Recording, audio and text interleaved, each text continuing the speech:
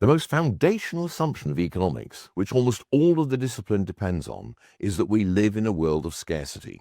Resources, things that we can use or consume, or which can be transformed into things we consume, are scarce. This, though, is one of those words that's used in one way by economists and in a very different way by the average person. For most people, to say something is scarce is to say that it is rare. What, though, does an economist mean by scarcity? Scarcity of resources means two things for economists. The trivial meaning is that resources are finite. They do not exist in infinite and inexhaustible amounts.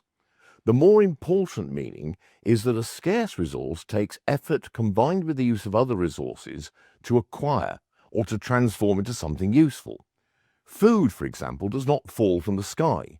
You have to spend time and effort to grow crops and convert them into food.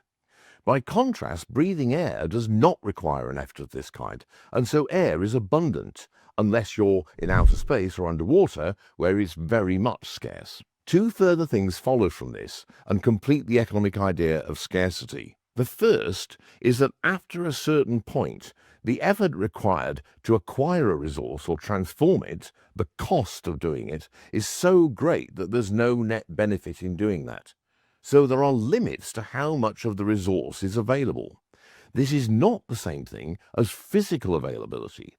You can have millions of barrels of oil, for example, sitting in the ground, but if the amount of effort and other resources it takes to extract it and refine it is so high that you get no net benefit from it, then you simply don't extract it. This is why saying that resources are scarce does not mean that they exist in such limited amounts that we can physically use them all up. It means that there are limits to the amount of them that it makes sense to use, given that it takes effort to get them, and that is costly. The second thing is that those scarce resources can be used for many different ends or purposes, but very often those different uses are exclusive. If you use them for one purpose, then you can't use them for the others. For example, say you have a piece of land. You could use it for houses, or for agriculture, or for a warehouse, or for a church, or as a wildlife sanctuary. In fact, the number of possible alternative uses is effectively infinite, in the sense of being impossible to count. All this gives rise to the central thing economists are concerned with, the, quote, economic problem, unquote. Given scarcity of resources and the extremely large number of competing ends to which those resources can be applied, how do we as a society or a species decide what uses resources are put to and in what combination? The secondary question is, how do we do this in a way that will maximize production and so indirectly human well-being? For economists, this is captured in the idea of the production possibility frontier, a sort of thought experiment in which an economy with a given amount of scarce resources has to decide which combination of two goods to produce. Imagine the two goods are chalk and cheese. If you use all of the resources and effort to produce chalk, you will have a lot of chalk and zero cheese. Conversely, you could have lots of cheese but no chalk. The line connecting those two extremes is the maximum amount that can be produced of different combinations of chalk and cheese. You can generalize this to any number of products, so although it's a thought experiment with just two, it applies in the real world as well. Notice that you cannot have the maximum of both or all products that you could get from scarce resources. You have to decide how much of each you want. The difficulty is that particular people will have different preferences as to which goods should be prioritized and which ones should be given less effort. So how to decide this? There are many different ways of doing this. One is by command. A person or group of people decides for everyone else. Another is by discussion and trying to arrive at a consensus between people's ideal combinations, remembering that scarcity means you can't have everybody getting everything that they want. In practice, neither of these work.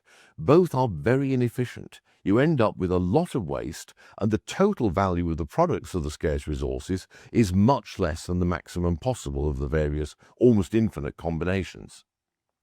The second one can work in very small groups, such as a family-sized group, but the problem is that it doesn't scale. Experience shows that the best way to decide is to use the price mechanism.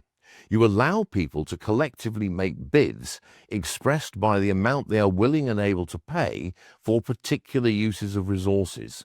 The prices these create in a competitive market will lead to work, production in other words, and the use of scarce resources being used in a way that is closest to the average or consensus of what people want or will accept. This is not perfect, of course.